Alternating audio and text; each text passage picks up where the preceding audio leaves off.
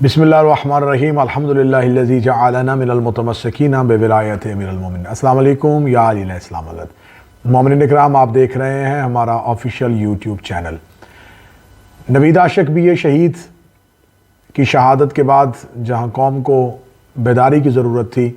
وہاں مختلف قسم کے انتشار دیکھنے میں نظر آ رہے ہیں۔ اصول یہ ہے کہ جب دشمن آپ کو باہر والی دیوار پر حملہ کرے اور وہ باہر والی دیوار گرانا ہو، تو آپ اپنی اندرونی دیواروں کی تقسیم سے نکل کر اپنی بیرونی دیوار کا تحفظ کریں، کیونکہ گھر کی اندرونی دیواروں کی قیمت بیرونی دیوار ہی کی وجہ سے ہوتی ہے۔ اس وقت ملک پاکستان میں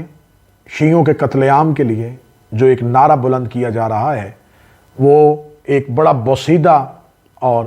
گھسا پھٹا سا نعرہ ہے، توہین صحابہ۔ یہ ایک ایسا مذہب کارڈ ہے جو شیعوں کے قتل عام کے لیے استعمال کیا جا رہا ہے۔ جب آپ تاریخ کا مطالعہ کرتے ہیں تو آپ دیکھتے ہیں کہ دشمن علی کو جب امیر المومنین کی شخصیت کردار میں کسی قسم کی کوئی خامی نظر نہیں آئی، علی کا طرز زندگی اور علی علیہ السلام کی طرز حکومت پہ دشمن کوئی سوال نہیں اٹھا سکا، تو وہ ایک صحابی کے قتل کا الزام لے کے امیر المومنین کو جمل اور سفین میں لے آتا ہے۔ خون بھری ہوئی قمیض کو نیزے پر بلند کر کے امت کو دو حصوں میں تقسیم کر دیا جاتا ہے۔ وہ امت جو اس وقت حصوں میں تقسیم ہوئی، وہ آج ہی دو حصوں میں تقسیم ہے۔ آج بھی آپ کو وہی، اگر آپ اپنے آپ کو سفین کے میدان میں کھڑے ہوئے دیکھیں تو ادھر سے مقدسات کی توہین کا نعرہ نیزوں پہ بلند ہے، ادھر صحابہ کی توہین کی آڑ میں مفادات کے لالچی اور مال و زر کی تمنا لیے ہوئے لشکر علی والوں کے مقابلے پہ کھڑے۔ لیکن سفین میں جہاں علی امت کو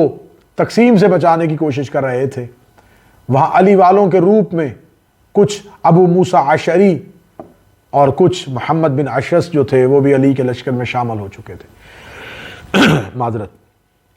وہی کردار آج بھی آپ کو علی کے لشکر میں اسی روپ میں مال و زر کے لالچ میں مخالف کے بیانیے کو مضبوط کرتے ہوئے نظر آئیں گے، اور علی جیسے امیر کے خیمے کا گھراؤ انہی منافقین کی وجہ سے ہوا تھا۔ یہ ربیع الاول کا مقدس مہینہ ہے، یہاں پر شیعہ سنی اتحاد کے ساتھ رسول کی بات کرتے ہیں، تو میں گزارش کروں گا ہر ایک مسلمان سے کہ اگر وہ رسول کا سچا امتی ہے تو اس مہینے میں وہ رسول کو معیار بنا لے، وہ رسالت مآب صلی اللہ علیہ وآلہ وسلم کی ذات مبارکہ کو معیار بنا کے یہ فیصلہ کرے کہ رسول سے وفا کرنے والے کون تھے اور رسول سے دغا کرنے والے کون تھے۔ وہ رسالت مآب کی ذات ہی کو اگر معیار بنا لے گا تو پھر اختلافات ختم ہو جاتے ہیں، لیکن جہاں دلیل اور دلائل ختم ہو جائے وہاں گالی اور گولی دی جاتی ہے۔ گولی شخص مارنے کے لیے نہیں آتی، دلیل ختم کرنے کے لیے ماری جاتی ہے۔ لیکن تاریخ نے اس بات کو بھی ہمیشہ کی طرح ظاہر کیا ہے کہ اگر زبانیں کاٹ بھی دی جائیں تو وہ سولی پہ بھی ذکر حق کو بلند کرتی ہے۔ اگر جلا وطن کر بھی دیا جائے تو ابو ذر سیرت علی سے پیچھے نہیں ہٹتے۔ اب اعتراض جو آج یا کل کے سوشل میڈیا پہ ہوا، وہ اعتراض یہ ہے کہ مجالس کو لائیو چلایا جائے یا نہ چلایا جائے۔ لائیو مجالس جدید دور کے عزاداری کے تشہیر کے تقاضوں کے عین مطابق ہے۔ یقیناً لائیو مجالس کی وجہ سے بہت سے لوگ مجالس کی روحانیت سے اور مجالس کی معنویت سے اپنے فائدے اٹھاتے ہیں، اور ہمارے پاس کیونکہ اس خطرناک ترین دور میں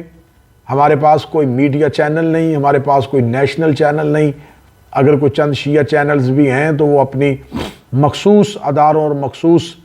نظریات کی بات کر رہے ہیں۔ ملی طور پہ، اجتماعی طور پہ شیعت کے حقوق اور تحفظ کے بات کرنے کے لیے ہمارے پاس کوئی الیکٹرانک میڈیا نہیں، کوئی پرنٹ میڈیا نہیں۔ ایک دور ہوتا تھا جب ہمارا زمانہ بچپن تھا، زمانہ طالب علمی تھا، اس وقت شیعہ اخبارات ہفت روزہ صداقت مبلغ اعظم نکالا کرتے تھے، جس میں مولانا اسماعیل مخالفین کے ہر آنے والے اعتراض کا مدلل طریقے سے جواب دیا جاتا تھا۔ ندائے ملت نکلتا تھا، لسان صدق، مصباح المومنین، ایسے بہت سے رسائل ہفت روزہ، روزنامہ، بہت سے اخبارات جو ہیں وہ شیعت کی ترجمانی اور شیعت کے حقوق کی بات کرتے تھے۔ زمانے نے کروٹ بدلی، لوگ پرنٹ میڈیا سے نکلے، الیکٹرانک میڈیا سے آئے، الیکٹرانک میڈیا سے ہوتے ہوئے اب زمانہ سوشل میڈیا پہ رک گیا ہے۔ اب قوموں کے بدلنے کا، حکومتوں کے تبدیل کرنے کا، ایک ٹویٹر کا بیان اور ایک سوشل میڈیا کی وار ہے، ایک ہائیبرڈ وار ہے جو اب قومیں دوسروں پہ مسلط کرتی ہیں۔ عزاداری اپنی روحانیت اور معنویت کے ساتھ اپنے سفر کو جاری کیے ہوئے۔ لائیو مجالس کا سلسلہ کوئی بہت پرانا نہیں، چند عرصہ پہلے ہی یہ سلسلہ جو ہے اسے شروع کیا گیا۔ اس کے خاطر خواہ مثبت نتائج کے ساتھ کچھ منفی نتائج بھی برآمد ہوئے، اور ہمیشہ کسی بھی چیز کو آپ لے کے اٹھیں تو اس کے دو طرح کے پہلو تو سامنے آتے ہیں، لیکن ہم اس کے منفی پہلوؤں کو مد نظر رکھتے ہوئے اس کے مثبت فوائد سے کسی بھی صورت چشم پوشی نہیں کر سکتے، اور اس کے مثبت پہلوؤں سے فائدہ لیتے ہوئے اس کے منفی رجحانات اور نقصانات کا ازالہ بھی نہیں ہو سکتا۔ تو اب جہاں پر مختلف قسم کی احتیاطی تدابیر کرنے کی کوششیں کی جاتی ہیں کہ اگر کسی جگہ پر کسی بلڈنگ میں آگ لگنے کی صورت میں وہاں فائر ورکس کرنے والے آلات نصب کیے جاتے ہیں تو وہاں اس بات کو مد نظر رکھا جاتا ہے کہ اگر نقصان خدا نہ خواستہ ہو بھی جائے تو احتیاطی تدابیر ضرور عمل میں لائی جائے۔ تو ابھی پچھلے دنوں ایک مجلس میں کچھ ذاکرین کی طرف سے یہ مطالبہ کیا گیا کہ لائیو مجلس پر پابندی لگائی جائے۔ ان ذاکرین کے پیش نظر بہت سے معاملات تھے، بہت سے خطرات تھے، جس کی تازہ ترین مثال ایک ذاکر کو دوران مجلس ایک لائیو مجلس کے روپ میں قاتل نے آ کے ان کو ٹارگٹ کیا، اور بھی بہت سے ایسے تحفظات تھے جن سے بہت عرصے سے مختلف طرح سے ان کو اجاگر کرنے کی بھی کوشش کی جا رہی تھی، ان کو لوگوں تک پہنچانے کی بھی کوشش کی جا رہی تھی، لیکن یہ تمام مسائل حل طلب ہے۔ یہ تمام چیزیں ملت کے لیے کوئی جیت اور ہار کا تصور نہیں، یہاں پر کسی ایک طبقے کو جیت دینا اور کسی ایک طبقے کو ہار دینا مقصد نہیں، یہ تمام مطالبات اور تمام چیزیں حل طلب ہیں۔ میری آج بھی لائیو نیٹ ورک والے بہت سے صاحبان سے بات ہوئی، ذاکرین سے بھی ایک سلسلہ جاری رہا، تو کوشش اور کاوش یہ ہے کہ کچھ ایس او پیز ایسے طے کیے جائیں کہ جن میں لائیو مجالس جو نشر کرنے والے ہیں وہ اپنے آپ کو باہر صورت اب وہ ایک ادارے کی صورت اختیار کر چکے ہیں، لیکن غیر تجربہ کار افراد جب کسی مجلس کو لائیو چلائیں گے تو ان کے لیے کوئی تجربہ سامنے نہیں ہے، ان کے لیے کوئی ٹیکنیکل ہونا ضروری نہیں، کوئی آئی ٹی ایکسپرٹ ہونا ضروری نہیں ہے۔ اگر وہ ایک کیمرے کا سٹینڈ لے کے اپنے فون کو اس پہ ہینگ کر کے ایک مجلس کو لائیو کر دیتا ہے تو اس کو اس ذمہ داری کا احساس بھی کرنا ہوگا کہ مجھے مجلس میں کون سی چیزیں نشر کرنی اور کون سی نہیں نشر کرنی۔ یہاں پر کچھ احباب بات کر رہے ہیں کہ ممبر سے غیر ذمہ دارانہ گفتگو کرنے والوں کو احتیاط برتنی چاہیے۔ بھائی یہاں پر غیر ذمہ دارانہ گفتگو کی تو بات نہیں ہو رہی، یہاں تو بات ہو رہی ہے کہ بہت سے ایسے ذمہ دار افراد کے میں کلپس آپ کو سامنے لا سکتا ہوں جو بہت زیادہ ذمہ دار نہیں بلکہ قومیات کے ہیرو ہیں، لیکن ان سے بھی دوران گفتگو سلپ آف ٹنگ، سبقت لسانی کی وجہ سے بہت سے ایسے لفظ نکل جاتے ہیں جو لفظ واپس نہیں آ سکتے۔ بعض دفعہ انسان ہے، خطا کا پتلا ہے، بات کرتے ہوئے کچھ جملہ جات ایسے ادا ہو سکتے ہیں، یا اگر ان باتوں کو مد نظر نہ بھی رکھا جائے تو بالآخر ہماری مجالس ہماری عقیدے کی ترویج اور تشہیر کی وجہ ہے۔ ہم نے اس مجالس میں اپنے عقیدے کو جب کھل کے بیان کرنا ہے تو ان مجالس میں اپنے عقائد کو کھل کے بیان کرتے ہوئے، مذہب اور مکتب کے دفاع کرتے ہوئے بہت سے ایسے مواقع آتے ہیں جہاں پر ہم نے مخالف نظریات کا جواب دیتے ہوئے اپنے مکتب کا دفاع کرنا ہے، لیکن جب سوشل میڈیا پہ اس کلپ کو وائرل کیا جاتا ہے تو اس کو سیاق و سباق سے ہٹا کے اس ایک جملے کو جس سے دشمن نے اپنا مقصد اٹھانا ہو وہ اپنے مقصد کے لیے اسے استعمال کرتا ہے۔ آج تک مجالس پہ ہونے والی جتنی بھی ایف آئی آرز ہیں ان کا جو متن ہے ان میں سے کوئی شیعہ انکار نہیں کر سکتا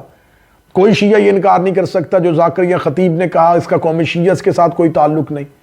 ہاں اس پہ یہ الزام لگا دیا جاتا ہے کہ ذمہ داری کا احساس نہیں کیا گیا، کوشش نہیں کی گئی، معاملات کو نہیں دیکھا گیا، لیکن وہ عین شیعہ عقائد ہیں۔ تو کیا یہ شیعہ عقائد آج سے پہلے نہیں پڑھے جا رہے تھے؟ کیا آج کے خطبہ اور ذاکرین نے یہ غلطی کی؟ کیا اس ملک کے ممبروں پہ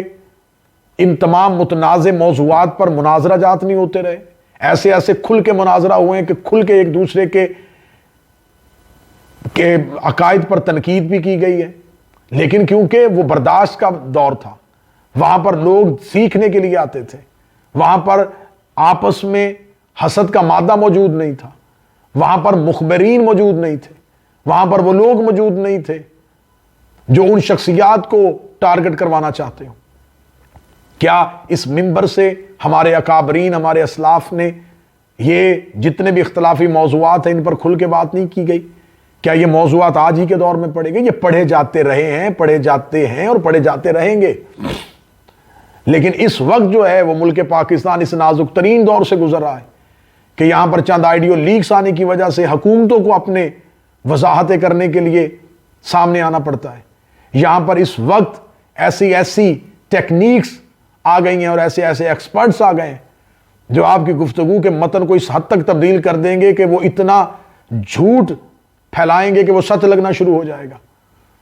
آج دنیا میں جو ہو رہا ہے وہ آپ دیکھیں، وہ ہو کیا رہا ہے؟ وہ صرف یہی ہو رہا ہے کہ آپ کی جو آپ نہیں کہہ رہے وہ آپ سے منسوب کیا جا رہا ہے، اور جو آپ کہہ رہے ہیں اس کے معنی کو تبدیل کیا جا رہا ہے۔ تو لہٰذا ان تمام حالات کو مد نظر رکھتے ہوئے ہمیں بہر صورت ضرورت ہے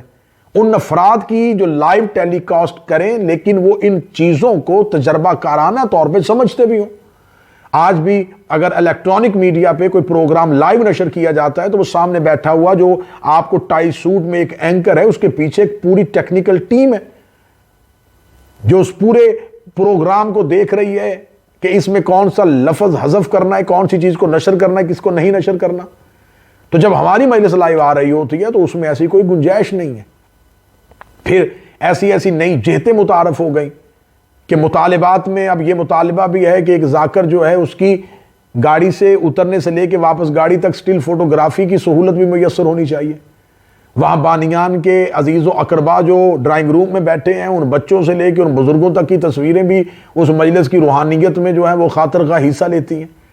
تو لہٰذا ان تمام چیزوں کو مد نظر رکھتے ہوئے اس بات پہ اتفاق کیا گیا، اس بات پہ اتحاد کیا گیا اور اس بات کی کوشش کی جا رہی ہے، اور اس بات کے لیے میں گزارش کر رہا ہوں بحیثیت شیعہ قوم کا ایک فرد ہونے کی حیثیت سے کہ جہاں ذاکرین کو یہ احساس اور خطبہ کو یہ احساس دلوایا جا رہا ہے کہ آپ اپنی ذمہ داری سے آگاہ ہوں، آپ اپنی ذمہ داری کا تعین کریں، وہاں پر لائیو چلانے والوں کو بھی اپنی احساس ذمہ داری کا تعین کرنا ہوگا۔ اور یقیناً یہ دونوں طبقے جب اپنی احساس کا ذمہ داری کا تعین کریں گے تو پھر یہ موضوع وجہ اختلاف نہیں ہوگا، بلکہ دشمن کو اس میں کوئی کھل کے فتح کی ضرورت نہیں کہ ہم فتح یاب ہو گئے، ہمارا ہدف طے ہو گیا۔ انشاءاللہ ہم کبھی بھی دشمن کی اس چال کو کامیاب نہیں ہونے دیں گے۔ عزاداری اپنی اسی پوری روحانیت کے ساتھ، عزاداری اپنی اسی پوری گھن گرج کے ساتھ دنیا میں نشر کی جائے گی۔ لوگ امام حسین کے ذاکرین کو سنیں گے، لیکن جو بھی ذاکر مجلس میں اپنے ذاتی اختلافات کے لیے امام حسین کے منبر کو استعمال کیا گیا اس کی لائیو براڈ کاسٹنگ بند کر دی جائے، کیونکہ ہر ذاکر کو یہ حق ہے کہ وہ اپنا سوشل میڈیا پیج، اپنا سوشل میڈیا چینل اس پہ آ کے کھل کے اپنے ذاتی خیالات کا اظہار کرے۔ لیکن بانی مجلس جب آپ کو بلاتا ہے اور وہ قوم جو آپ کے سامنے بیٹھی ہے وہ آپ سے آپ کا معافی ضمیر کسی ذات کے بارے میں سننے کے لیے نہیں، شخصیت کے بارے میں سننے کے لیے نہیں، الزام تراشی، بہتان تراشی سننے کے لیے نہیں آئی، وہ آپ سے ذکر اہل بیت سننے کے لیے آئی ہے، مصائب آل محمد سننے کے لیے آئی ہے۔ آپ انہیں ذکر اہل بیت سنائیں، آپ انہیں مصائب آل محمد سنائیں۔ ذاکرین اپنی ذمہ داری کا تعین کرے، بانی اپنی احساس ذمہ داری کو طے کرے، لائیو چلانے والی اپنی ذمہ داری کو طے کریں، تو انشاءاللہ یہ کارواں اسی صورت انشاءاللہ چلتا رہے گا۔ مالک ہمیں حق کہنے، حق بولنے، حق کہنے، حق سننے، حق سوچنے، حق سمجھنے کی صلاحیت اور قوت عطا فرمائے۔ السلام علیکم یا علی مدد۔